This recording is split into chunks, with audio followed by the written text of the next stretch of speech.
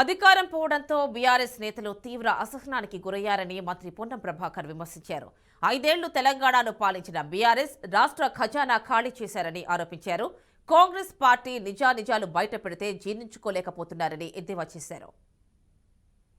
తెలంగాణ ప్రజలు సెక్షన్ 390 దోపిడీదారులు డెకాయిట్లకు సంబంధించిన సెక్షన్ అది మీ మీద పెట్టే రోజు వస్తుంది. జాగ్రత్త. మేము ఇప్పటివరకు నెల రోజుల కాగాలి చీటర్స్ ఎట్లయితాం, 420 కేసు ఎట్లా అప్లై అవుతుంది, మీకు అసహనం బుద్ధి కూడా ఏం పని చేయాలో కూడా తెలుస్తలేదా? ఒకవైపు 2 గ్యారెంటీలు అమలు చేసి మిగతా 6 గ్యారెంటీలకు సంబంధించిన ప్రక్రియ అప్లికేషన్ కొనసాగుతుంటే ఎందుకు తొందరపడుతున్నారు? రాష్ట్రంలో ఖజానా ఖాళీ అయిందని చెప్పిన వాస్తవాన్ని జీర్ణించుకోలేకపోతున్నారా? ఇదేం పన్యాయం? గత 10 సంవత్సరాలుగా అనేక హామీలు అమలు కానీ మీ ఉన్నాయి.